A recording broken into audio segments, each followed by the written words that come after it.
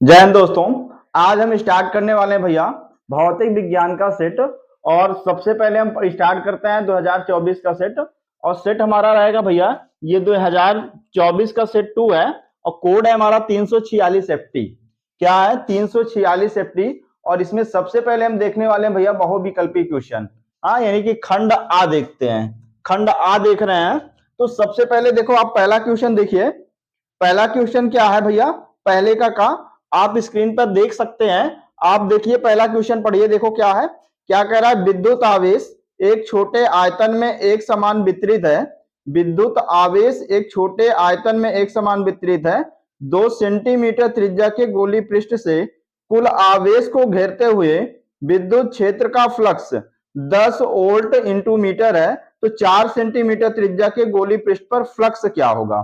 Option दिया भैया, जो पहला ऑप्शन दिया है आपको, पहला नंबर ऑप्शन जो है वो 10 वोल्ट मीटर है।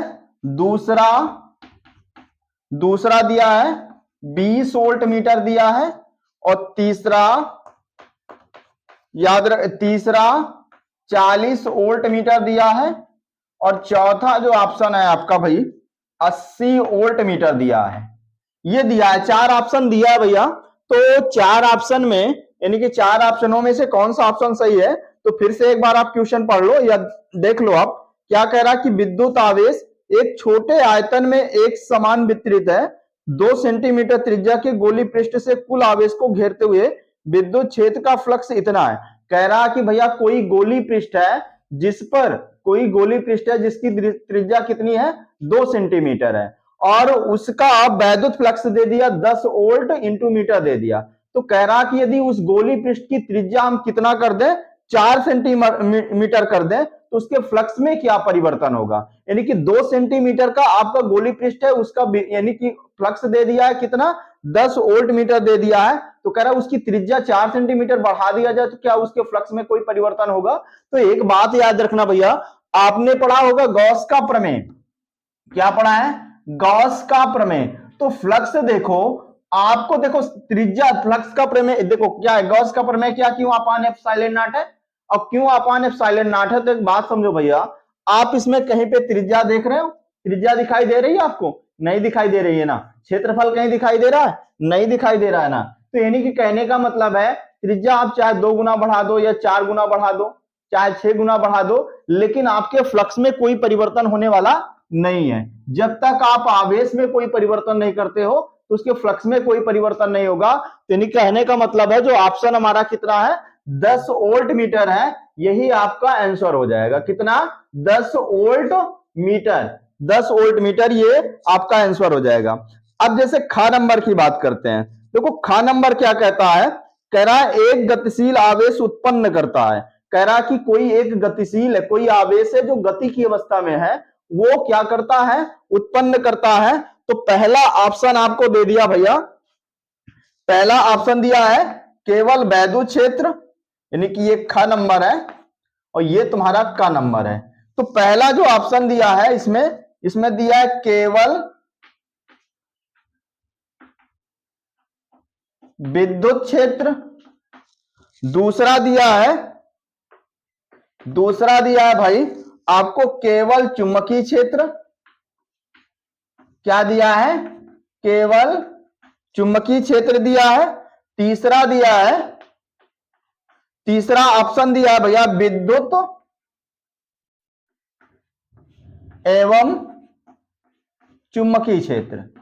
क्या भैया? विद्युत एवं चुंबकीय क्षेत्र। और तीसरा यानी कि चौथा जो ऑप्शन इसमें दिया है, चौथा ऑप्शन दिया है भैया नॉन ऑफ दीज, ये दिया है। तो इसमें से कौन सा आंसर सही होगा? तो क्या कहता है भैया, कह रहा कि एक कोई गतिशील आवेश है, कि वो क्या गतिशील आवेश है तो वो क्या क्या उत्पन्न करेगा?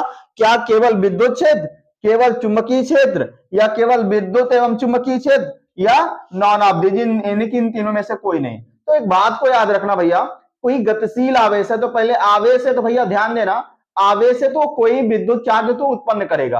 अगर एक बात को याद रखना कि अगर वो गति कर रहा है तो विद्युत क्षेत्र चुंबकीय क्षेत्र दोनों उत्पन्न करेगा। तो यानी कि ऑप्शन जो हमारा 3 होगा ये सही होगा। यानी कि ऑप्शन हमारा कौन सा सही होगा? विद्युत क्षेत्र एवं चुंबकीय क्षेत्र। ये तीसरा ऑप्शन आपका सही हो जाएगा। अब जैसे हम ग नंबर देखते हैं, तो ग नंबर क्या कहता है, निर्वात में संचरित होने वाली विद्युत चुंबकीय तरंगे, निर्वात में संचरित होने वाली विद्युत चुंबकीय तरंगे, हमको इनका देखो, विद्युत चुंबकीय तरंगों में हमको इलेक्ट्रिक फील्ड का आयाम दे दिया कितना, ई बराबर ई साइन के एक्स माइनस ओमेगा टी, और बी बराबर दे दिया बी नॉट साइन के एक्स माइनस ओमेगा टी दे दिया। तो इनकी विद्युत क्षेत्र और चुंबकीय क्षेत्र के आयाम का समीकरण आपको दे दिया है, और आपसे पूछा है कि भैया देखो, आपको ऑप्शन दिया है, संबंध दिया है कि भैया E naught K B into omega, दूसरा नंबर आपको दिया है E naught B naught equal omega K, और तीसरा ऑप्शन आपको दिया है E naught omega B naught K, और चौथा जो ऑप्शन दिया है आपको E naught B naught root के अंदर ओमेगा के दिया है।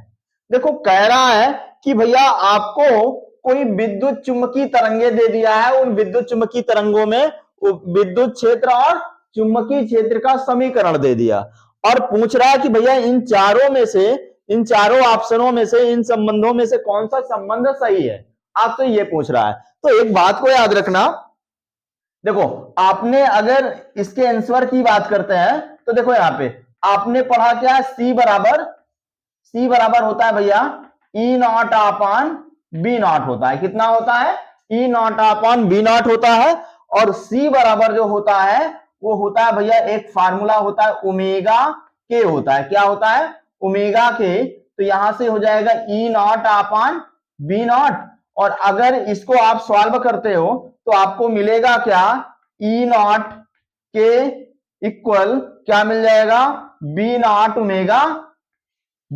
ओमेगा। तो ये हो जाएगा, यानी कि ऑप्शन आपका कौन सा, फर्स्ट नंबर सही हो जाएगा। इसका जो ऑप्शन कौन सा भैया, तो चौथा क्वेश्चन, यानी कि पहला नंबर इसका सही हो जाएगा, यानी कि गा का कौन सा पहला नंबर। अब जैसे हम घ नंबर की बात करते हैं, तो देखो घ नंबर क्या कहता है, कह रहा 1 पॉइंट अपवर्तनांक के पदार्थ से, कह रहा 1 पॉइंट अपवर्तनांक के पदार्थ से एक उभयो उत्तल लेंस बना है। उभयो उत्तल लेंस का मतलब उत्तल लेंस बना है। तो कह रहा है जिसकी दोनों सतह पर, जिसकी दोनों सतह उत्तल है, कह रहा है जिसकी दोनों सतह कैसी है, उत्तल है। फिर कह रहा है यदि इसको 1.33 अपवर्तनांक वाले जल में डुबोते हैं तो वह कार्य करेगा। यानी कह रहा है कि भैया कोई उत्तल लेंस है, उस उत्तल लेंस को किसी द्रव में डुबा दिया गया तो उस पर क्या प्रभाव पड़ेगा। तो उसमें ऑप्शन दिया पहला नंबर भैया एक अभिसारी लेंस की तरह, कैसा, कह रहा है एक अभिसारी लेंस की तरह, दूसरा एक अपसारी लेंस की तरह, तीसरा कह रहा है कि एक आयताकार गुटके की तरह, चौथा नंबर कह रहा है कि एक प्रिज्म की तरह। तो इसमें से जो आपका ऑप्शन जो होगा भैया वो दूसरा सही हो जाएगा। तो एक बात को याद रखना, अगर किसी उत्तल लेंस को अगर आप किसी द्रव में डुबाते हैं तो वो भैया अवतल लेंस की भांति कार्य करने लगता है, यानी कि अपसारी लेंस की भांति कार्य करने लगता है। तो यानी कि ऑप्शन आपका कौन सा इसमें सही हो जाएगा, दूसरा नंबर आपका सही हो जाएगा, यानी कि कौन सा, एक अपसारी लेंस की तरीके से, यानी कि एक अपसारी लेंस की भांति ये कार्य करेगा। अब जैसे हमारा अंगा नंबर है, जैसे आप अंगा नंबर देखते हैं भैया, जैसे कह रहा है क्या भैया, समीकरण E इक्वल पीसी में, देखो आपको कह रहा है, इक्वेशन दे दिया है, क्या कह रहा है, कह रहा है कि E इक्वल क्या है, पीसी है, ठीक है। और जहां कह रहा है कि जो E है ये क्या है भैया, ऊर्जा है, क्या है, E जो है ऊर्जा है, और P जो है ये संवेग है। क्या भैया, E क्या है, संवेग, P क्या है, संवेग है। यानी कि E इक्वल दे दिया पीसी, और कह रहा है कि जो E है ऊर्जा है और P जो है वो संवेग है। तो कह रहा है यह समीकरण लागू होता है, यानी कि जो दिया गया ये इक्वेशन है तो किन पर लागू होगा ये आपको बताना है। जैसे ऑप्शन नंबर कह रहा है, ऑप्शन नंबर फर्स्ट क्या कह रहा है, तो ऑप्शन नंबर फर्स्ट है इलेक्ट्रॉन, क्या भैया, इलेक्ट्रॉन व फोटॉन के लिए, इलेक्ट्रॉन या फोटॉन के लिए। दूसरा नंबर क्या कह रहा है, तो दूसरा नंबर कह रहा है इलेक्ट्रॉन के लिए,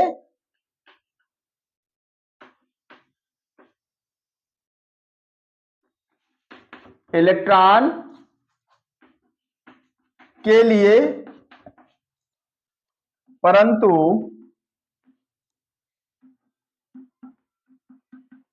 फोटॉन के लिए नहीं।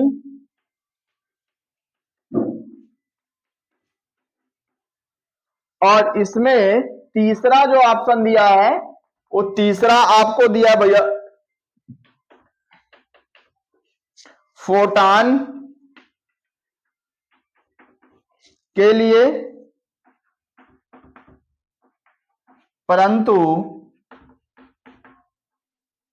इलेक्ट्रॉन के लिए नहीं। और जो चौथा है वो कह रहा ना तो इलेक्ट्रॉन और ना ही फोटॉन के लिए। चौथा जो ऑप्शन है इसमें दिया है भैया ना तो इलेक्ट्रॉन व ना ही फोटॉन के लिए, ना ही फोटॉन के लिए। ये ऑप्शन है आपके। पहला क्या है, कह रहा इलेक्ट्रॉन व फोटॉन के लिए, और इलेक्ट्रॉन के लिए परंतु फोटॉन के लिए नहीं, और फोटॉन के लिए परंतु इलेक्ट्रॉन के लिए नहीं। चौथा जो ऑप्शन है तुम्हारा क्या, ना तो इलेक्ट्रॉन व ना ही फोटॉन के लिए। तो ऑप्शन आपका क्या सही होगा, तो याद रखना भैया सिर्फ किसके लिए ये इक्वेशन लागू होता है, तो सिर्फ फोटॉनों के लिए। किसके लिए, सिर्फ फोटॉनों के लिए लागू होता है, ठीक है। फिर उसके बाद जैसे हम 4 नंबर की बात करते हैं, तो 4 नंबर देखो कह रहा है कि भैया पीएन संधि में विसरण धारा का मान, क्या, पीएन संधि में विसरण धारा का मान अपवाह धारा से अधिक होता है यदि संधि संयोजित है अग्र दिशक बायस में या पश्चिम दिशक बायस में, या बायस नहीं या किसी में नहीं। ये यानी कि ऑप्शन क्या है भैया, ऑप्शन क्या है, पहला नंबर कह रहा है कि अग्र अभिनत व्यवस्था या अग्र दिशिक बायस में, और कह रहा पश्चिम दिशिक बायस में। पश्चिम दिशिक का मतलब होता है पश्चिम अभिनत व्यवस्था, ठीक है। 22 यानी कि बायस नहीं या किसी में नहीं। तो इसमें जो ऑप्शन है आपका दूसरा सही होगा। दूसरा ऑप्शन दिया है ना क्या, पश्चिम दिशिक बायस में, यानी कि पश्चिम दिशिक बायस में जो विसरण धारा का जो मान होता है वो अपवाह धारा से क्या होता है, अधिक होता है। इस बात को याद रखना। ये हमारा खंड आ जो होता है सॉल्व होता है। अब हम देखते हैं भैया खंड बा, क्या देखेंगे, खंड बा। अब देखते हैं भैया खंड बा, तो खंड बा का जैसे दूसरा का देखते हैं भाई, क्या है, दूसरा का। तो दूसरा का क्या है, कह रहा विशिष्ट चालकता एवं अपवाह वेग में संबंध के लिए समीकरण लिखिए।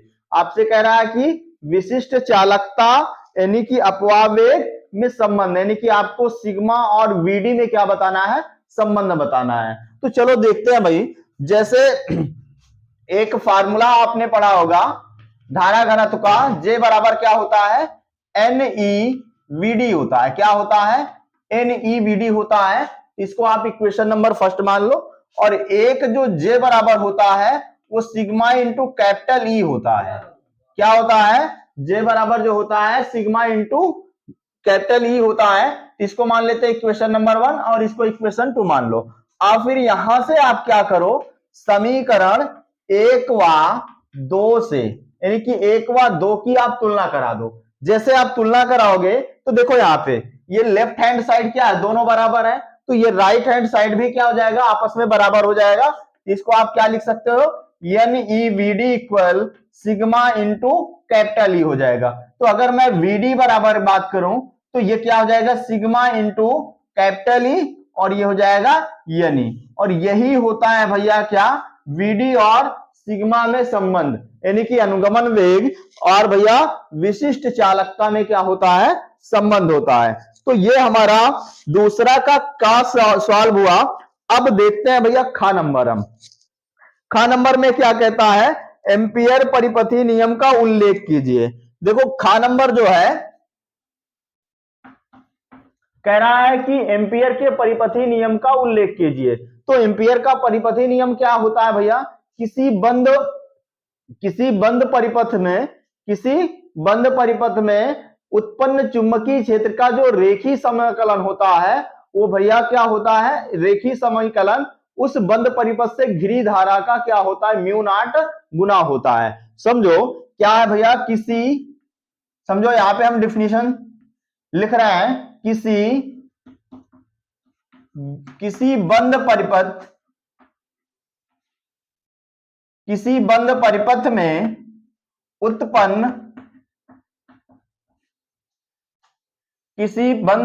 में उत्पन्न चुंबकीय क्षेत्र का रेखीय समाकलन, क्या भैया, रेखीय समाकलन बंद परिपथ से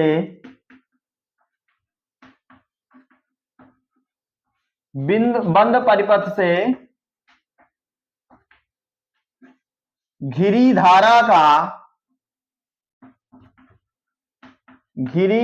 का म्यू नॉट गुना होता है।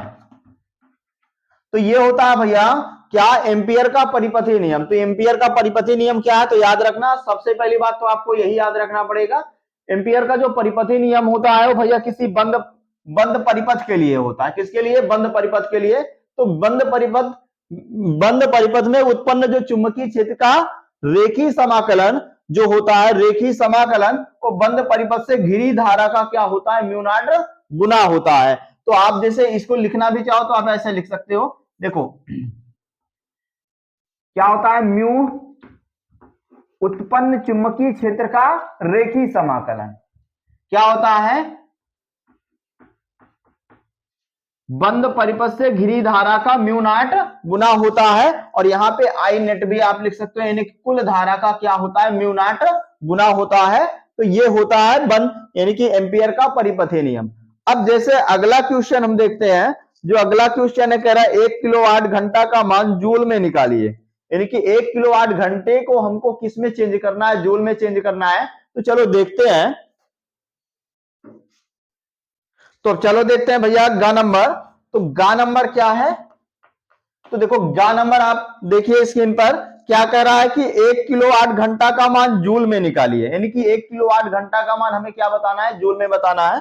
तो देखो 1 किलोवाट घंटा, तो 1 किलोवाट का मतलब होता है भैया 10 के पावर 3, कितना, 10 के पावर 3 वाट, ठीक है। और घंटा इसको लिख सकते हो आप कितना, घंटा यानी कि 60 गुणे 60, यानी कि 60 गुणे 60 यानी कि 60 मिनट इंटू 60 सेकेंड, यानी कि 3600 हो जाएगा, ये 3600 सेकेंड हो जाएगा। तो यानी कि इसी को आप लिख सकते हो कितना, देखो ये 3600 है भाई, तो इसको आप दशमलव में जैसे इसको 1.6 से लिख सकते हो। तो कितने अंक के बाद लगाए, तो भैया 1 2 3 है ना। तो यहाँ पे 10 के पावर 3 तो था ही, अब तीन अंक के बाद हमने दशमलव लगा दिया, तो इसको आप लिख सकते हो 10 के पावर 6 ही लिख सकते हो। और वाट इंटू सेकेंड को आप क्या लिख सकते हो, तो भैया वाट इंटू सेकेंड को आप क्या लिख सकते हो, तो जूल लिख सकते हो। तो कितना हो जाएगा भैया 3.6 गुणे 10 के पावर 6 जूल। तो याद रखना 1 किलोवाट घंटे में जो, अगर आप इससे बोला जाए कि 1 किलोवाट घंटे में कितने जूल होते हैं, तो याद रखना 3.6 गुणे 10 के पावर कितना होता है, 6 जूल होता है। अब जैसे हम अगला क्वेश्चन देखते हैं, चलो देखते हैं भैया अगला क्वेश्चन है हमारा क्या, दूसरा का घा। ये क्या है, स्वप्रेरकत्व का बीमी समीकरण हमको बताना है, यानी कि बीमी सूत्र क्या होता है। तो देखो अगर हम स्वप्रेरकत्व के फार्मूले की बात करें, अगर हम स्वप्रेरकत्व के फार्मूले की बात करते हैं तो L बराबर क्या होता है भैया, N इंटू फाइव अपान आई होता है। ये होता है L बराबर N इंटू फाइव अपान आई होता है।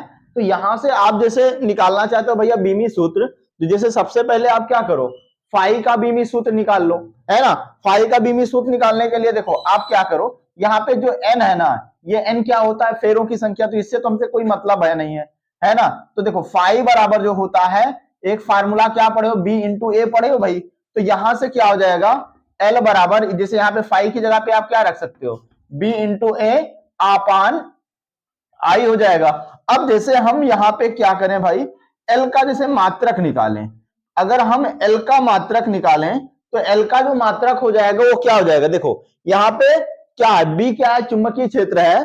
चुंबकीय क्षेत्र का जो मात्रक होता है वो न्यूटन प्रति एम्पियर मीटर होता है। क्या होता है, न्यूटन प्रति एम्पियर मीटर। और यहाँ पे A क्या है, क्षेत्रफल है ना, क्षेत्रफल का तो क्या हो जाएगा भाई, मीटर स्क्वायर हो जाएगा, और बटे में क्या है भैया आई, तो आई का जो हो जाएगा एम्पियर हो जाएगा। अगर इसी को आप अगर सॉल्व करते हो तो यहां पे देखो क्या हो जाएगा, ये मीटर से आप ये मीटर कैंसिल कर सकते हो, तो यहां से जो मिलेगा ये हो जाएगा न्यूटन मीटर प्रति एम्पियर स्क्वायर हो जाएगा। तो ये इसका मात्रक हो जाएगा। अब लेकिन हमको निकालना क्या है भाई, निकालना हमको स्वप्रेरकत्व का बीमी सूत्र निकालना है। तो स्वप्रेरकत्व का बीमी सूत्र निकालना है, तो इसी के आधार पे आप बीमी सूत्र पता कर सकते हो, है ना। यानी कि बीमी सूत्र अगर निकालोगे तो न्यूटन का क्या, न्यूटन यानी कि बल का जो बीमी सूत्र होता है भैया, ML के पावर क्या होता है, -2 होता है ना। मीटर यानी कि कैपिटल L हो जाएगा, और यहाँ पे एम्पियर यानी कि A, और पावर क्या हो जाएगा, 2 हो जाएगा। इसी को आप सॉल्व करोगे तो देखो M और L, यहाँ पे L के पावर 1 है, यहाँ पे L के पावर 1 है, तो क्या हो जाएगा, L के पावर 2 हो जाएगा। यानी कि इसी को लिख सकते हो ML के पावर 2 और T के पावर -2, और ये A के पावर जो 2 है ये ऊपर हो जाएगा, तो A के पावर कितना आ जाएगा भैया, -2 हो जाएगा। तो ये होता है स्वप्रेरकत्व का बीमी सूत्र। क्या होता है, स्वप्रेरकत्व का बीमी सूत्र होता है, कितना होता है, ML के पावर 2, T के पावर -2 और A के पावर -2 हो जाएगा। अब चलते हैं भैया हम इसके अगले क्वेश्चन में। अगला जो क्वेश्चन है वो अंगा नंबर है, आप स्क्रीन पर देख सकते हैं। देखो क्या लिखा है, हाइड्रोजन परमाणु की आयनन ऊर्जा कितना दे दिया, 13.6 इलेक्ट्रॉन वोल्ट है। कह रहा है कि जो हाइड्रोजन परमाणु है उसकी आयनन ऊर्जा इतनी है, तो कह रहा है इसके इलेक्ट्रॉन की n बराबर 2 अवस्था में आयनन ऊर्जा क्या होगी। तो देखो यहाँ पे अगर हम बात करते हैं भैया अंगा नंबर के, तो देखो यहाँ पे समझो, आपको हमने बताया है ऊर्जा यानी कि मूल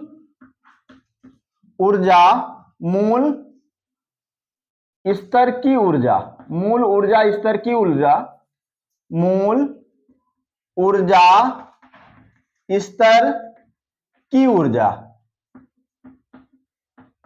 तो भैया मूल ऊर्जा स्तर की जो ऊर्जा का जो फार्मूला होता है, याद रखना En बराबर कितना होता है, तो माइनस का 13.6 बटे n स्क्वायर इलेक्ट्रॉन वोल्ट होती है। तो ये होता है मूल ऊर्जा स्तर की ऊर्जा। लेकिन आपसे पूछ रहा है कि हाइड्रोजन के यानी कि n बराबर 2 के लिए क्या होगी, तो यहां पे लिखेंगे हम जब n बराबर 2 हो। तो जब भैया n बराबर 2 होगी तो देखो यहाँ पे कितना हो जाएगा, ये हो जाएगा En बराबर माइनस का 13.6, और यहाँ पे n की जगह पे कितना रखना है, 2 रखना है, तो 2 का स्क्वायर हो जाएगा, और ये इलेक्ट्रॉन वोल्ट हो जाएगा। अब इसी को अगर आप सॉल्व करते हो तो यहां से मिल जाएगा En बराबर माइनस का 13.6 बटे में कितना हो जाएगा भैया, 4 हो जाएगा, और ये इलेक्ट्रॉन वोल्ट। आप इसको काटना चाहो तो देखो क्या हो जाएगा, 4×3 12 हो जाएगा, और 4×4 16, यानी कि ये आ जाएगा En बराबर जो आएगा वो माइनस का 13.4 इलेक्ट्रॉन वोल्ट आ जाएगा। अब जैसे हमसे पूछा क्या है भैया, आयनन ऊर्जा पूछा है, तो आयनन ऊर्जा तो अतः हम करके लिखेंगे भैया आयनन ऊर्जा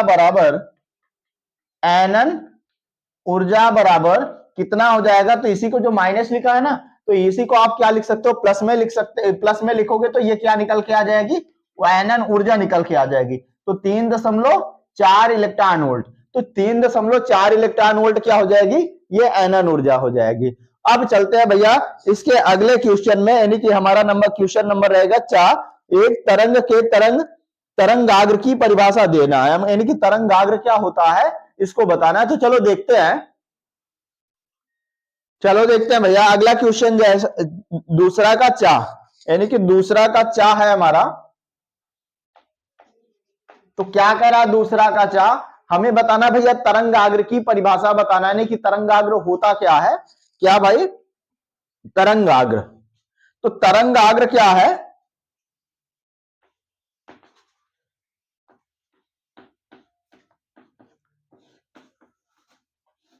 तो तरंगाग्र क्या होता है, तो आप कह सकते हो किसी माध्यम में खींचा गया वह काल्पनिक पृष्ठ, किसी माध्यम में खींचा गया वह काल्पनिक पृष्ठ जिसमें भैया जिसमें सभी क्या कण क्या जो होते हैं भैया वो समान कला में गति करते हैं, तो उस पृष्ठ को ही क्या बोला जाता है, क्या बोलेंगे भैया तरंगाग्र। समझो इधर, यानी कि तरंगाग्र क्या होता है, तो आप कह सकते हो किसी माध्यम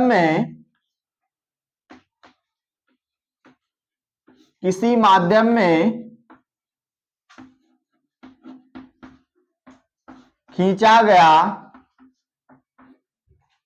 खींचा गया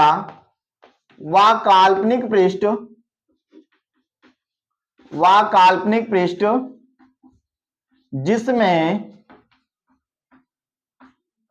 जिसमें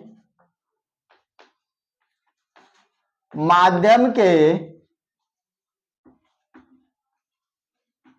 सभी कण समान कला में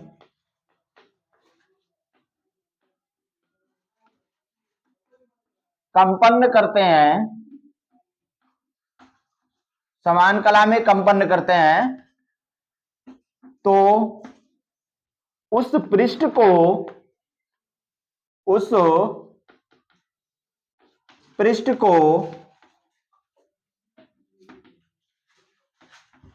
तरंगाग्र कहते हैं। तो यानी कि तरंगाग्र क्या होता है, तो आप कह सकते हो किसी माध्यम में खींचा गया वह काल्पनिक पृष्ठ जिसमें माध्यम के सभी कण क्या करते हैं, समान कला में गति करते हैं, तो उसी को क्या बोला जाता है भैया, तरंगाग्र कहते हैं। तो अब ये हमारा खंड बा जो होता है कंप्लीट होता है। अब चलते हैं भैया हम खंड सा में। खंड सा में देखते हैं, खंड सा में जैसे तीसरा यानी खंड सा का जो तीसरा का है, हमको कह रहा है कि दिए गए परिपथ में, यानी कि एक परिपथ दे दिया, कह रहा 10 ओम वाले प्रतिरोधक में प्रवाहित धारा का मान ज्ञात करिए, और जबकि स्विच एस खुला हो तथा बंद हो, यानी कि स्विच ऑन पर क्या होगा और स्विच ऑफ पर क्या होगा, ये चीज को देखना है। तो चलो देखते हैं भैया तीसरा का। तो तीसरा का क्या, देखो हमको एक परिपथ दिया है, ठीक है, परिपथ हमें दे दिया है, परिपथ क्या दिया है समझो इधर,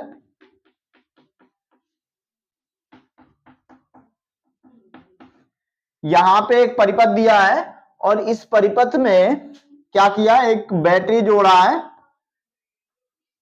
बैटरी जो तुम्हारी है वो भैया कितने वोल्ट की है, तो ये 10 यानी कि 20 वोल्ट की बैटरी है,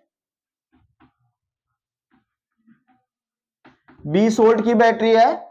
और जो पहला प्रतिरोध है वो तुम्हारा कितना है, 10 ओम है, और जो दूसरा प्रतिरोध है वो तुम्हारा कितना दिया है भैया, 30 ओम दिया है। कितना दिया है, 30 ओम दिया है। और यहां पे जो दूसरा प्रतिरोध है, यहां पे भैया एक स्विच लगा के रखा है। क्या है, एक स्विच है, ठीक है, एक क्या लगा के रखा है, तो स्विच लगा के रखा है। और इसमें हमको कंडीशन दे दिया, हमको निकालना क्या है, हमको निकालना है भैया कि एस खुला, यानी कि निकालना क्या, प्रवाहित धारा का मान बताना है। और जबकि कंडीशन दे दिया कि स्विच खुला हो और तथा बंद हो, यानी कि पहली कंडीशन जो इसमें दिया है, स्विच क्या हो, स्विच खुला हो, स्विच खुला हो, तो स्विच खुला होने का मतलब भैया ऑन हो, ठीक है। और दूसरा जो कंडीशन इसमें दिया है, स्विच बंद हो। और स्विच बंद होने का मतलब है भैया, स्विच जो है वो तुम्हारी क्या है, ऑफ हो। तो हमको इसमें क्या बताना है, इसमें बताना है कि भैया धारा यानी कि प्रवाहित धारा बताना है। तो चलो समझते हैं। तो देखो जैसे हम स्विच खुला होने का मतलब है ऑन है। देखो स्विच ऑन होगी तो भैया इन दोनों पर क्या होगा, जो यानी कि जो प्रतिरोध तुम्हारा यहाँ पे कह सकते हो जो R1 है और R2 है, इन दोनों में धारा प्रवाहित होगी, कि यानी कि R1 और R2 जो होगी दोनों में धारा प्रवाहित होगी। तो सबसे पहले हम क्या करते हैं, देखो हमको विभव दे दिया है तो क्यों ना हम R1 और R2 के बीच क्या निकाल लेते हैं, तुल्य प्रतिरोध निकाल लेते हैं। और जब हमको तुल्य प्रतिरोध पता चल जाएगी तो हम क्या पता कर सकते हैं भैया, धारा का मान पता कर सकते हैं। तो जैसे इसको सॉल्व करते हैं तो देखो आप सॉल्व करेंगे, जैसे R1 देखा जाए तो R1 व R2 किस क्रम में है भैया, तो R1 R2 श्रेणी क्रम में है। किस क्रम में है, श्रेणी क्रम में है। तो इसको आप क्या लिखोगे, तो यहां श्रेणी क्रम में है तो आप लिखोगे इनके बीच का तुल्य प्रतिरोध निकालना है। तुल्य प्रतिरोध निकालोगे तो तुल्य प्रतिरोध अगर श्रेणी क्रम में है तो भैया इसके लिए फार्मूला क्या है, तो R बराबर कितना, R1 प्लस R2। तो यहां से देखो R1 की वैल्यू कितना दिया है भैया 10 और R2 की वैल्यू कितना दिया है 30। तो यानी कि सॉल्व करोगे इसे तो ये कितना आ जाएगा, ये आ जाएगा आपको 40 ओम। कितना मिलेगा, तो ये मिल जाएगा आपको 40 ओम मिल जाएगा। अब जैसे अब इस कंडीशन में आपको, तो ये आपकी क्या हो जाएगी, पहली कंडीशन हो जाएगी। तो ये बात को याद रखना, ये पहली कंडीशन हो जाएगी,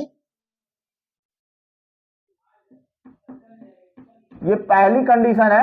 अब यहां पे जैसे हमको प्रतिरोध पता चल गया, आपको निकालना है क्या, प्रवाहित धारा निकालना है। क्या निकालोगे भैया, प्रवाहित धारा निकालोगे। और जैसे आप प्रवाहित धारा निकालोगे तो समझो यहाँ पे I बराबर क्या होता है, तो V अपान R होता है। तो यहां से देखो V की वैल्यू आपको कितना दिया है भैया, 20 दे दिया है, और जबकि यहाँ पे ये R की जो वैल्यू निकाले हो आप 40 निकाले हो। तो ये हो जाएगा, देखो एक जीरो से एक जीरो कैंसिल हो जाएगा, और यहाँ पे 2 एक कम 2 और 2 दूनी 4, तो कितना हो जाएगा, यानी कि I बराबर 1/2, यानी कि आ कितना जाएगा भैया 0.5 एम्पियर। यानी कि जब स्विच ऑन होती है तो स्विच ऑन होती है तो कितना परिपथ में कितनी धारा प्रवाहित होती है, तो 0.5 एम्पियर। कितना, 0.5 एम्पियर। अब दूसरी कंडीशन आपको क्या दिया है, दूसरी कंडीशन इसी में दिया है कि जब यानी कि स्विच क्या है, स्विच बंद हो। स्विच बंद होने का मतलब क्या है भाई, ऑफ है। अब स्विच ऑफ है तो भैया क्या होगा, देखो जो दूसरा प्रतिरोध होगा इसमें धारा का प्रवाह नहीं होगा, है ना, इसमें धारा का प्रवाह नहीं होगा। किसमें सिर्फ धारा का प्रवाह होगा, तो R1 में। ठीक है, तो इसमें अगर आप प्रवाहित धारा निकालोगे तो क्या हो जाएगा, I बराबर V अपान R होता है, तो यहां पे R1 करोगे आप तो ये हो जाएगा, देखो V की वैल्यू कितना दिया है आपको, तो ये 20 दे दिया है, तो आप क्या लिखो भैया, ये 20 हो जाएगा। और R की वैल्यू कितनी है, तो 10 है, तो 10 लिख लो, है ना। तो ये एक जीरो से एक जीरो कैंसिल हो जाएगा, तो I की जो वैल्यू आ जाएगी भैया वो कितनी आ जाएगी, 2 एम्पियर आ जाएगी। कितनी आ जाएगी, 2 एम्पियर आ जाएगी। तो याद रखना, तो ये हो गया हमारा क्या, तीसरा का हो गया। तो पहली कंडीशन में जो धारा मिल रही है वो कितना 0.5 मिल रही है, दूसरी कंडीशन जो मिल रही है वो 2 एम्पियर मिल रही है। तो चलो अब अगला क्वेश्चन देखते हैं। चलो अब देखते हैं भैया तीसरा का खा क्या कहता है, एकीकृत परमाणु द्रव्यमान मात्रक की समतुल्य ऊर्जा परिकलित कीजिए। यानी कि हमको क्या बताना है भैया, एक एमयू की वैल्यू बताना है। कह रहा है एक एमयू को समतुल्य ऊर्जा में क्या करना है, तुमको परिवर्तित करना है, यानी कि इलेक्ट्रॉन वोल्ट में चेंज करना है। तो देखो समझो भैया, चलो ये क्या रहेगा हमारा, तो ये तीसरा का खा है। तो एक बात को याद रखना, एक एमयू बराबर जो होता है वो होता है भैया 1.66 10 के पावर माइनस का 27 केजी होता है। यानी कि जो एक एमयू बराबर जो होता है वो होता है 1.66 10 के पावर माइनस 27 होता है। तो देखो यहाँ पे समझो, जैसे यहाँ पे हम बात करते हैं, देखो E बराबर एक फार्मूला पढ़ा होगा, E बराबर क्या, MC स्क्वायर। तो E बराबर mc स्क्वायर होता है। तो जैसे यहाँ पे हम बात करते हैं, देखो यहाँ पे C क्या है, तो C क्या होता है, तो ये कह सकते हो आप प्रकाश की चाल। और जहां पे C बराबर क्या होता है, तो ये होता है 3 गुणे 10 के पावर 8 मीटर प्रति सेकेंड होता है। क्या होता है, 3 गुणे 10 के पावर 8 मीटर प्रति सेकेंड होता है। अब जैसे इसको हमको सॉल्व करना है, तो देखो यहाँ पे E इक्वल m की वैल्यू कितना 1.66 गुणे 10 के पावर माइनस का 27, और यहाँ पे C की जो वैल्यू होती है ये 3 गुणे 10 के पावर 8, और यहाँ पे स्क्वायर लगा है तो स्क्वायर लगा लोगे, तो ये कितना हो जाएगा भाई, E इक्वल 1.66 10 के पावर माइनस का 27, और यहाँ पे 3 का स्क्वायर यानी कि 9 हो जाएगा, और 10 के पावर 8 है, स्क्वायर लगा तो भैया ये कितना हो जाएगा, तो 16 हो जाएगा। अब जैसे इसको सॉल्व करोगे तो देखो यहाँ पे आप क्या करो, इसमें 9 का मल्टीप्लाई करो, देखो कितना हो जाएगा, 9 छक 54 यानी कि 4 हो जाएगा, फिर आपको 5 हासिल यानी कि 9 छक 54 और 54 5 जोड़ोगे कितना हो जाएगा, यानी कि 59 हो जाएगा, और यहाँ पे 6 यानी कि 5 हासिल, फिर हो जाएगा 9 1 कम 9 9 9 5 14, और कितने अंक के बाद दशमलव लगाया था भैया, तो कितने अंक के बाद दशमलव लगाया, 2 अंक के बाद, तो 2 अंक के बाद दशमलव हो जाएगा। अब यहां से देखो यहाँ पे 10 के पावर -7 है, यहाँ पे जबकि 10 के पावर कितना है 16 है, तो अब देखो आधार सेम है तो यहाँ पे घाते क्या हो जाती है, जुड़ जाती है, लेकिन माइनस में है तो भैया घटेगी।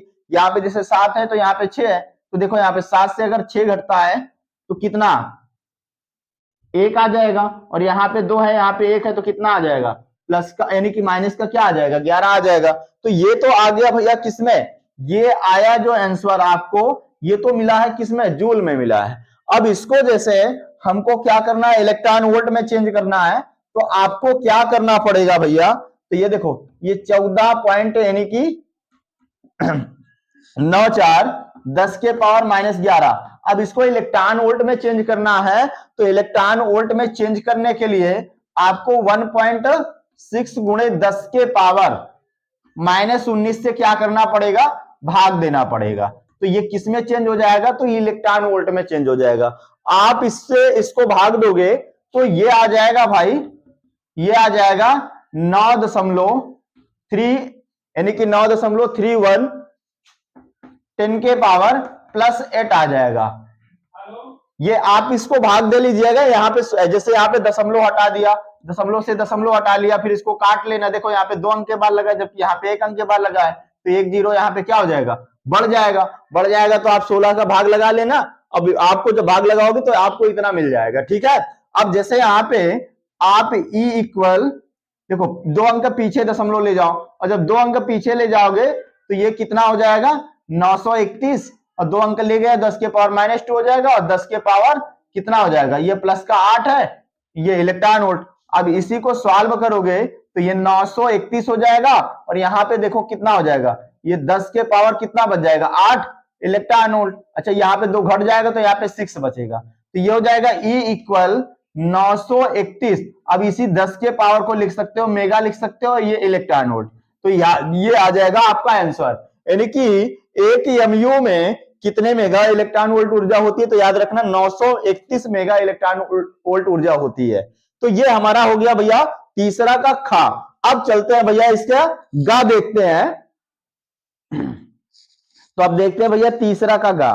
तो तीसरा का गा क्या कहता है, कह रहा एक समान चुंबकीय आघूर्ण, कह रहा कि एक समान चुंबकीय आघूर्ण के 2 चुंबक दिए गए हैं और चित्र की भांति रखे हैं, यानी कि यदि चुंबक A1 के द्वारा बिंदु P पर चुंबकीय क्षेत्र की तीव्रता 2 गुणे 10 के पावर -3 टेस्ला है, तो भैया दोनों चुंबकों के कारण बिंदु P पर परिणामी चुंबकीय क्षेत्र की तीव्रता का मान बताना है आपको। यानी कि कह रहा है, देख लो आप स्क्रीन पे देख लो, यानी कि कह रहा है कि एक समान चुंबकीय द्विध्रुव आघूर्ण वाले क्या है भैया 2 चुंबक है, जो चित्र की भांति आपको दिया है। देखो चित्र में कैसे दिया है समझो, देख लो आप स्क्रीन पे देखो, तो क्या दिया है, एक चुंबक हमको ये दिया है, ये एक चुंबक दिया है, और ये एक चुंबक दिया है, और दूसरा चुंबक हमारा ये है, एक ऐसा जो कह रहा है कि भैया ऐसे रखे हैं, ठीक है। तो मान लिया जाए इसका केंद्र O है और इसका केंद्र आप कह लो O है। अब यहां से देखो इन दोनों के बीच एक पॉइंट क्या दे दिया, P दे दिया है, और इस पॉइंट में हमको क्या बताना है, चुंबकीय क्षेत्र बताना है। क्या बताना है, चुंबकीय क्षेत्र बताना है इसी पॉइंट पे। कहां पे, बिंदु P पर आपको क्या बताना है, चुंबकीय क्षेत्र बताना है। और बता रहा है कि भैया ये जो चुंबक, देखो इस चुंबक का नाम क्या रख दिया, A1, और इसको क्या बोल दिया भैया, A2 रख दिया, ठीक है। और ये NS हो गया, ये क्या हो गया, ये N हो गया, और ये तुम्हारा S हो गया, ठीक है। ये ऐसे एक दूसरे से रखे, और कह रहा कि आपको क्या बताना है, इस बिंदु P पर इन दोनों चुंबकों के कारण परिणामी चुंबकीय क्षेत्र बताना है। आपको क्या दे दिया है, जो A1 चुंबक है, आपको A1 चुंबक का चुंबकीय क्षेत्र दे दिया। क्या दे दिया, A1 चुंबक का चुंबकीय क्षेत्र कितना दिया है, तो दिया है भैया B A1 बराबर, ऐसा लिख सकते हो आपको। तो कितना दिया है, तो इसमें दिया है भैया 2 गुणे, कितना दिया है, 2 गुणे 10 के पावर माइनस का 3 टेस्ला दिया है। क्या दिया है, 10 के पावर माइनस का 3 टेस्ला दिया है। फिर कह रहा है कि यदि बिंदु ए यानी कि बिंदु P पर चुंबकीय क्षेत्र की तीव्रता इतना दे दिया, तो कह रहा दोनों चुंबकों के कारण बिंदु P पर परिणामी चुंबकीय क्षेत्र की तीव्रता तुमको बताना है। और इसमें दोनों का चुंबकीय आघूर्ण जो दिया भैया, दोनों का बराबर दिया, तो यहां पे मान लेते हैं भैया कितना है, M है। तो चलो देखो, हम जैसे बिंदु P पर निकालते हैं, तो हमको तो एक का चुंबकीय क्षेत्र दे दिया है, दूसरे का पता करना है। तो दूसरे का एक पता करने के लिए तो देखो हमको क्या करना पड़ेगा, अब यहां पे देखो दूसरे का क्या करना पड़ेगा, एक फार्मूला आपको हमने बताया है। क्या बताया है, तो बताया भैया बी अक्ष आपान बी निरक्ष, है ना, इक्वल क्या होता है, 2 होता है ना। ये फार्मूले से तो देखो आपको, जैसे यहां पे बी अक्ष की बात करते हैं, तो बी अक्ष यानी कि बी A1 की बात कर रहे हैं यहां पे, है ना। अगर हम बी निरक्ष की बात कर रहे हैं तो बी A2, ठीक है। क्या भैया, बी A2 कितना, ये 2 दिया है, ठीक है।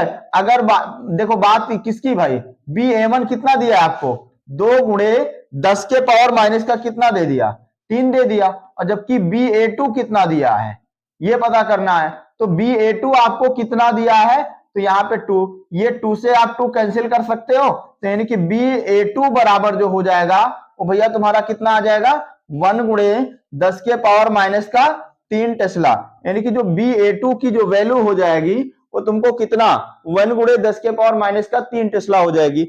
अब जैसे हमको बताना क्या है, बिंदु P पर इन दोनों के कारण परिणामी चुंबकीय क्षेत्र। अब तुमको इस पर क्या करना पड़ेगा, दोनों का डायरेक्शन, अगर हम B1 और B2 का डायरेक्शन पता कर लें तो हम भैया आप आराम से निकाल सकते हैं। तो चलो देखो, BA1 का डायरेक्शन देखो पता करना है, तो याद रखना अगर हम अक्ष में निकाल रहे हैं तो उसका BH का जो डायरेक्शन होगा भाई, ये कुछ ऐसा होगा, यानी कि इसी के डायरेक्शन में होगा। ये तुम्हारा क्या हो जाएगा, BA1 का डायरेक्शन हो जाएगा। किसका डायरेक्शन हो जाएगा, BA1 का डायरेक्शन हो जाएगा।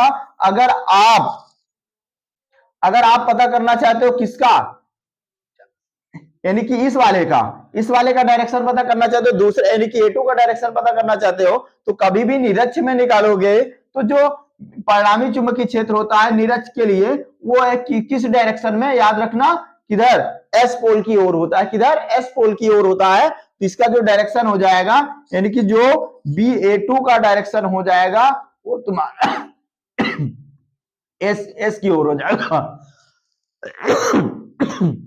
अब देखा जाए यहां पे तो दोनों के बीच क्या 90 डिग्री का कोण बन रहा है ना, दोनों के बीच 90 डिग्री का कोण बन रहा है। तो यहां पे हम निकालेंगे, जैसे आप दोनों को देखो, जब एंगल दो सदिशों का बनता है तो उसके लिए एक फार्मूला होता है, तो आप लिख सकते हो BA1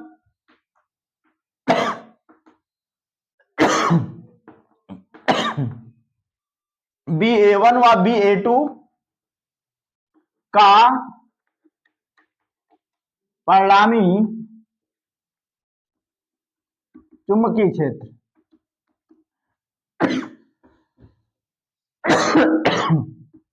तो क्या हो जाएगा, तो BA1 का स्क्वायर प्लस BA2 का स्क्वायर। तो यहां पे देखो BA1 की वैल्यू अगर देखा जाए तो कितनी है, कितना है, 2 गुणे 10 के पावर माइनस 3, स्क्वायर है तो स्क्वायर, यहां पे BA2 की वैल्यू तो 1 गुणे 10 के पावर माइनस का 3, स्क्वायर लगा है तो स्क्वायर, तो इसको अगर सॉल्व करते हो तो ये मिल जाएगा भैया आपको कितना, 2 का स्क्वायर यानी कि 4 मिल जाएगा, और 10 के पावर माइनस 3 है, स्क्वायर लगा है तो 10 के पावर माइनस का कितना हो जाएगा, 6 हो जाएगा।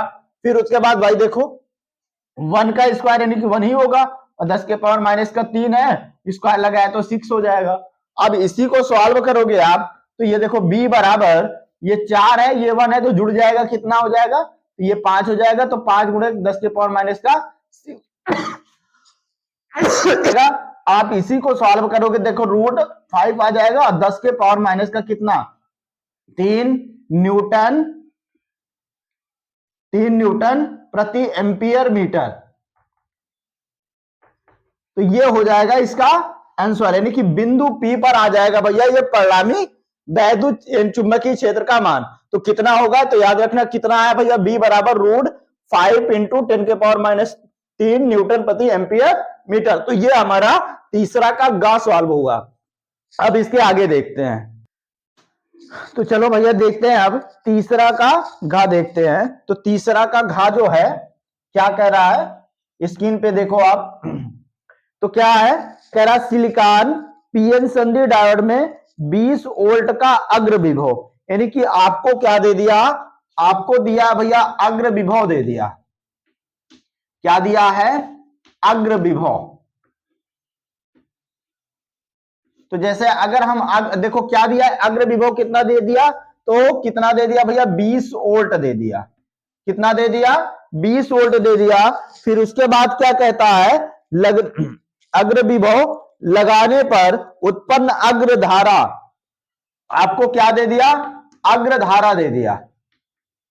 तो अग्र धारा कितना दिया है, तो भैया दे दिया 10 मिली एम्पियर, कितना दिया है, 10 मिली एम्पियर दे दिया। तो कह रहा है इसका अग्र प्रतिरोध परिकलित कीजिए, यानी कि आपको क्या निकालना है, अग्र प्रतिरोध क्या करना है, अग्र प्रतिरोध निकालना है, ये आपको निकालना है। अब जैसे इसको हल करते हैं, देखो भाई हल करते हैं, तो देखो जो सबसे पहले अग्र विभव दिया है ना, इसमें से आपको प्राचीर विभव क्या करना पड़ेगा, घटाना पड़ेगा। तो वो जो निकल के आएगा वो नेट विभव निकल के आएगा, यानी कि अगर हमको क्या करना पड़ेगा भैया, नेट विभव पहले निकालना होगा। तो नेट विभव क्या करोगे, नेट विभव कैसे निकालोगे, जो अग्र विभव दिया है उस अग्र विभव से आपको प्राचीर विभव का जो वैल्यू होती है वो याद रखना, जो प्राचीर विभव की जो वैल्यू होती है भैया वो होती है 0.3, कितना होती है, 0.3 वोल्ट होती है। इस बात को आप याद रखना। तो यहां से देखो कितना हो जाएगा, 20 माइनस 0.3, अगर इसको आप सॉल्व करते हो तो ये आपको कितना मिलेगा, ये 19.7, कितना 19.7 मिल जाएगा। तो ये आ जाएगा आपका नेट विभव आ जाएगा। और जब नेट विभव आ गया तो आपको क्या निकालना है, क्या निकालना है, अग्र प्रतिरोध निकालना है। अग्र प्रतिरोध निकालना है तो भैया आप देखो एक फार्मूला क्या पढ़े हो, R बराबर क्या होता है, V अपान I होता है, क्या होता है भाई, R बराबर V अपान I। तो इसी से आप निकाल सकते हो, देखो R क्या है तुम्हारा, इसको आप लिख सकते हो अग्र प्रतिरोध, क्या लिख सकते हो, अग्र प्रतिरोध, और ऊपर क्या है भैया विभव, तो इसको आप लिख सकते हो नेट विभव, क्या लिखोगे, नेट विभव, और बटे में क्या भैया धारा है, तो इसको आप क्या लिख लोगे, अग्र धारा, क्या भैया, अग्र धारा। अब इसी को जैसे सॉल्व करोगे तो देखो नेट विभव की वैल्यू कितना दे दिया, नेट विभव की वैल्यू कितना है, 19.7 है, 19 क्या है 7 है। और जबकि अग्र धारा कितना दिया भैया, 10 मिली एम्पियर दिया। तो देखो यहाँ पे इस मिली एम्पियर को आप चेंज कर सकते हो, तो 10 गुणे 10 के पावर माइनस का 3 एम्पियर कर सकते हो। तो इसको आप लिखोगे कितना, 10 गुणे 10 के पावर माइनस का 3। अब यहां पे जैसे इसको सॉल्व करोगे ये हो जाएगा 19.7, ये 19.7 हो जाएगा। और यहां पे देखो बटे में क्या 10 गुणे 10 के पावर -3 है, तो यहां पे 10 के पावर माइनस का क्या हो जाएगा 2 हो जाएगा, ये ऊपर चला जाएगा तो कितना हो जाएगा 19.7 गुणे 10 के पावर कितना हो जाएगा 2। तो ये हो जाएगा भैया, ये आ गया आपका क्या भाई, अग्र प्रतिरोध आ गया कितना, तो 19.7 गुणे 10 के पावर 2